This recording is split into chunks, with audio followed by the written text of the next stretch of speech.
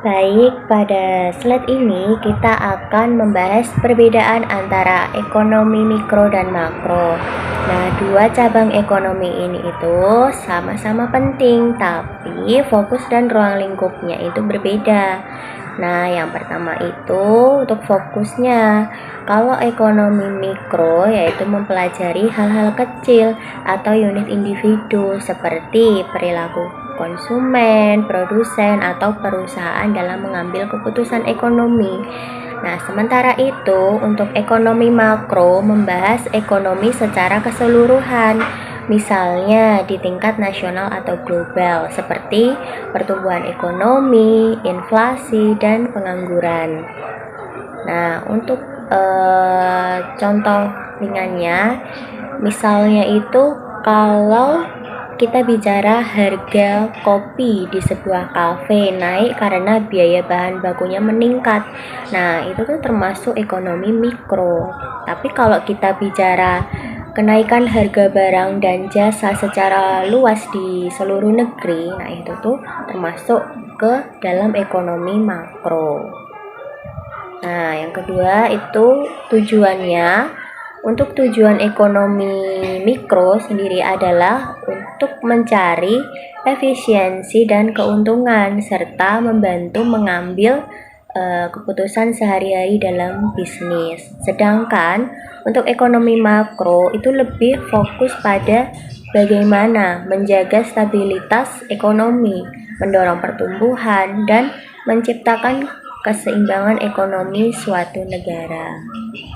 Nah, selanjutnya relevansi bagi usaha, bagi dunia usaha, ekonomi mikro itu membantu dalam keputusan operasional. Nah, seperti menentukan harga, biaya produksi, atau strategi pemasaran gitu. Nah, sedangkan untuk ekonomi makro sendiri berguna untuk perencanaan jangka panjang gitu, karena berhubungan dengan faktor seperti suku bunga, inflasi, dan kebijakan pemerintah. Nah, untuk contoh pengaruhnya, kalau pengaruh mikro contohnya itu menentukan harga jual atau biaya produksi. Nah, sedangkan untuk pengaruh makro misalnya perubahan suku bunga atau nilai tukar yang bisa mempengaruhi daya beli masyarakat gitu. Selanjutnya untuk pengertian makro dan mikroekonomi menurut para ahli, yang pertama pengertian makroekonomi menurut Krugman dan Wells 2020 menjelaskan bahwa ekonomi makro adalah menelaah bagaimana perilaku bersama dari rumah tangga, dunia usaha, dan pemerintah dapat mempengaruhi pertumbuhan ekonomi serta kestabilan suatu negara.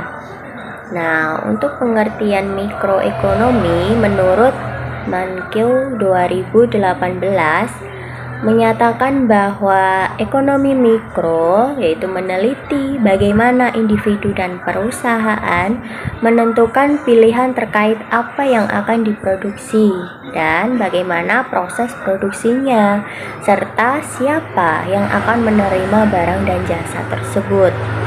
Nah, jadi secara sederhananya itu bisa kita simpulkan kalau makro itu melihat ekonomi dari sisi besar dan luas, sementara mikro itu melihat dari sisi kecil dan spesifik. Tapi keduanya itu saling berhubungan dan sama-sama penting dalam memahami kondisi ekonomi. Baik, selanjutnya kita akan membahas perkembangan teori makroekonomi. Nah, yang pertama itu awal munculnya ilmu makroekonomi. Itu seperti apa? Nah, perkembangan ilmu makroekonomi merupakan salah satu terobosan penting abad ke-20. Nah, ilmu ini itu muncul sebagai respons terhadap depresi besar atau Great Depression tahun 1929 sampai 1933 yang menyebabkan krisis ekonomi global dengan tingkat pengangguran sangat tinggi. Produksi menurun dan investasi merosot tajam. Nah, kondisi tersebut menimbulkan kesadaran baru akan pentingnya pemahaman tentang pertumbuhan ekonomi jangka panjang dan kebijakan yang mampu menstabilkan perekonomian. Nah, yang kedua, kondisi sebelum depresi besar atau ekonomi klasik.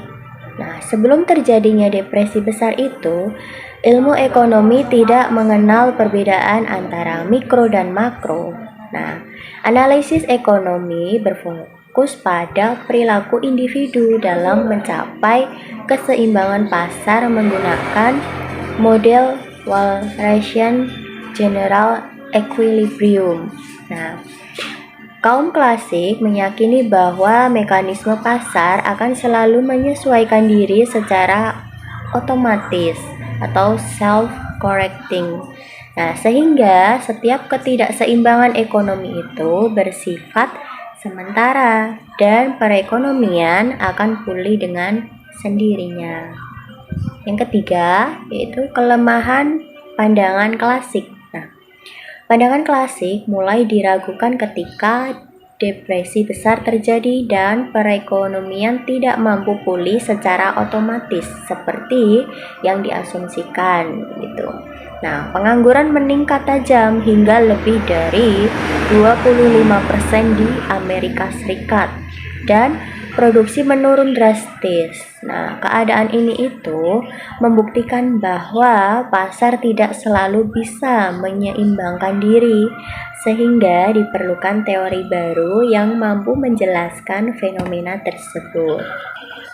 Yang keempat, munculnya pemikiran Keynes dari John Maynard Keynes gitu.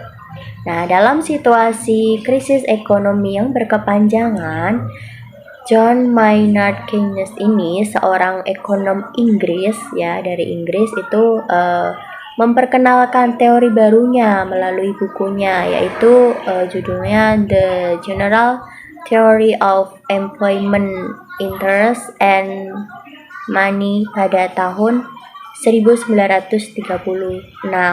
Nah, Keynes menolak anggapan bahwa pasar selalu mampu mencapai keseimbangan dan menekankan pentingnya peran pemerintah dalam mendorong permintaan agregat atau aggregate demand untuk mengatasi pengangguran dan memulihkan perekonomian. Lalu yang kelima, pembaruan dari pemikiran Keynes. Nah, pemikiran Keynes ini itu membawa perubahan besar dalam ilmu ekonomi itu. Nah, pertama, dimensi global atau agregat mulai diperhatikan yang menandai lahirnya ilmu ekonomi makro. Nah, kedua, peran pemerintah dimaksudkan dalam analisis ekonomi, terutama melalui kebijakan fiskal dan moneter untuk menjaga stabilitas. Yang ketiga, munculnya analisis kebijakan atau policy analysis dan studi empiris menggeser pendekatan ekonomi dari deduktif ke induktif. Nah, oleh karena itu, Keynes dikenal sebagai bapak ekonomi makro modern sekaligus pelopor pendekatan ilmiah dalam kebijakan ekonomi. Gitu. Baik teman-teman, di sini saya akan menjelaskan tentang masalah utama dalam perekonomian makro. Nah, dalam perekonomian makro ada 4 masalah utama yang sering dihadapi banyak negara, termasuk Indonesia, yaitu pengangguran, inflasi, pertumbuhan ekonomi, dan ketimpangan pendapatan. Keempat masalah ini saling berkaitan dan sangat berpengaruh terhadap stabilitas serta kesejahteraan masyarakat. Nah, yang pertama, masalah pengangguran. Pengangguran menunjukkan bahwa tenaga kerja tidak terserap secara optimal. Jika tingkat pengangguran tinggi, maka daya beli masyarakat akan turun, konsumsi melemah, dan aktivitas ekonomi melambat. Menurut Badan Pusat Statistik, tingkat pengangguran terbuka Indonesia pada tahun 2024 mencapai 5,11%. Nah, angka ini menunjukkan masih ada jutaan masyarakat usia produktif, khususnya anak muda yang belum bekerja. Nah, yang kedua, masalah inflasi. Inflasi adalah kenaikan harga barang dan jasa secara umum dan terus-menerus. Inflasi yang terlalu tinggi dapat menekan daya beli masyarakat, sedangkan inflasi yang stabil membantu menjaga kestabilan ekonomi. Berdasarkan Bank Indonesia, tingkat inflasi Indonesia pada tahun 2024 berada di kisaran 2,9%, yang masih di dalam batas aman, tetapi tetap perlu dikendalikan. Nah, yang ketiga, pertumbuhan ekonomi. Pertumbuhan ekonomi merupakan perkembangan kegiatan produksi barang dan jasa di suatu negara. Jika pertumbuhan lemah, maka penyerapan tenaga kerja akan berkurang, investasi turun, dan daya saing ekonomi melemah. Data BPS mencatat pertumbuhan ekonomi Indonesia pada tahun 2024 sebesar 5,05%, yang menunjukkan ekonomi cukup stabil, namun tetap perlu didorong agar lebih kuat. Nah, yang terakhir, yang keempat, ketimpangan pendapatan. Ketimpangan ini terjadi ketika hasil pembangunan tidak terbagi secara merata. Walaupun ekonomi tumbuh, jika distribusi pendapatan tidak adil, maka kesenjangan sosial akan semakin lebar. Indeks Gini Indonesia pada tahun 2024 berada di 0,388, yang menandakan ketimpangan pendapatan masih perlu menjadi perhatian. Nah, mungkin cukup sekian, lanjut ke materi selanjutnya. Baik teman-teman, materi selanjutnya yaitu indikator makroekonomi. Nah, untuk memahami kondisi ekonomi suatu negara, digunakan beberapa indikator makroekonomi. Indikator ini membantu pemerintah, pelaku ekonomi, dan masyarakat untuk menilai apakah perekonomian sedang tumbuh, stabil, atau justru mengalami masalah. Nah, apa saja indikatornya? Yang pertama ada produk domestik bruto atau PDB. Nah, PDB mengukur total nilai produksi barang dan jasa dalam suatu negara. Jika PDB meningkat, itu berarti aktivitas ekonomi sedang berkembang. PDB Indonesia tahun 2024 mencapai sekitar 20.892 triliun. Nah, yang kedua, tingkat pengangguran. Nah, indikator ini mencerminkan kondisi pasar tenaga kerja. Semakin rendah tingkat pengangguran, berarti semakin baik kinerja perekonomian. Yang ketiga, inflasi. Nah, inflasi digunakan untuk mengukur tingkat kenaikan harga barang dan jasa. Inflasi yang stabil menunjukkan ekonomi yang sehat. Yang keempat, neraca perdagangan. Nah, neraca perdagangan adalah selisih antara ekspor dan impor. Jika ekspor lebih besar dari impor, maka neraca perdagangan surplus. Indonesia mencatat surplus lebih dari 30 miliar US dollar pada tahun 2024. Yang kelima, indeks harga konsumen atau IHK. IHK menunjukkan perubahan harga rata-rata barang dan jasa yang dikonsumsi masyarakat. Indikator ini sangat penting dalam pengendalian inflasi. Nah, yang terakhir ada indeks Gini. Indeks Gini menunjukkan seberapa merata pendapatan di masyarakat. Semakin rendah angka indeks, maka semakin merata distribusi pendapatan. Dengan memahami indikator-indikator ini, pemerintah dapat merancang kebijakan yang tepat untuk menjaga pertumbuhan ekonomi, menekan inflasi, menciptakan lapangan kerja, dan mengurangi ketimpangan sosial. Yang selanjutnya itu ada tujuan kebijakan makroekonomi.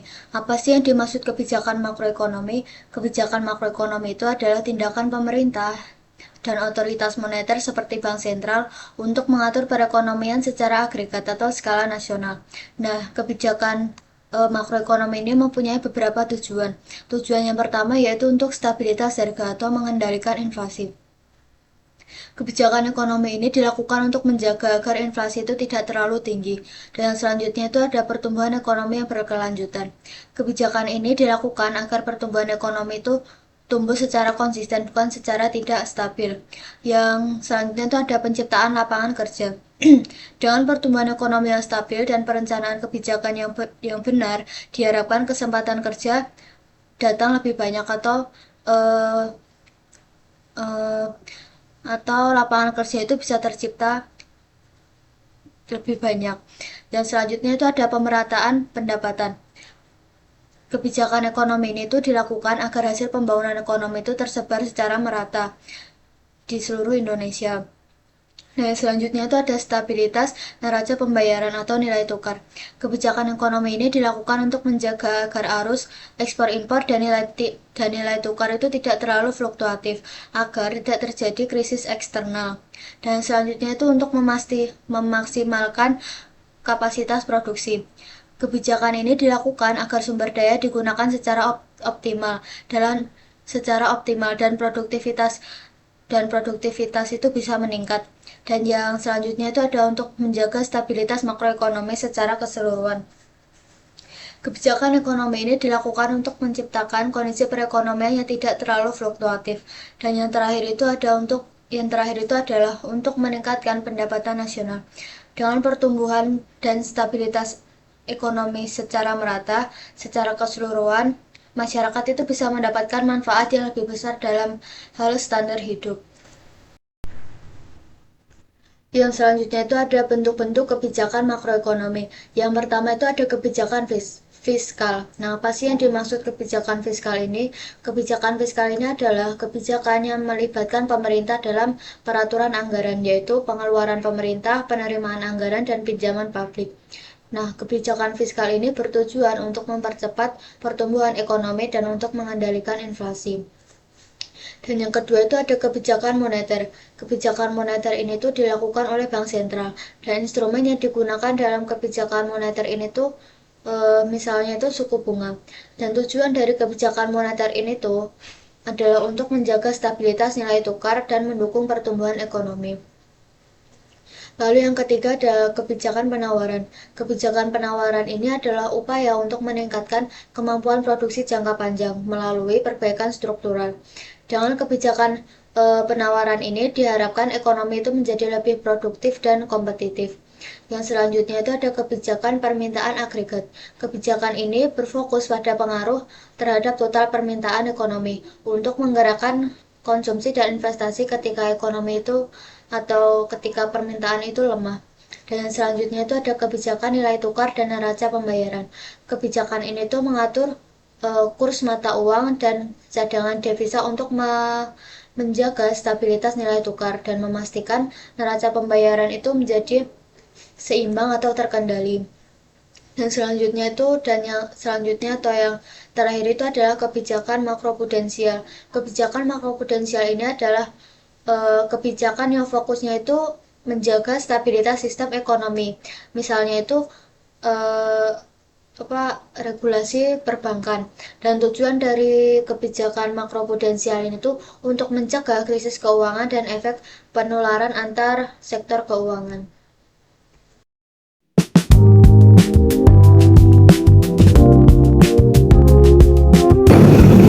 Sekian presentasi dari kelompok kami. Semoga ilmu yang kami berikan bisa bermanfaat untuk kita semua. Ada kurang lebihnya kami mohon maaf. Sekian dari kami. Assalamualaikum warahmatullahi wabarakatuh.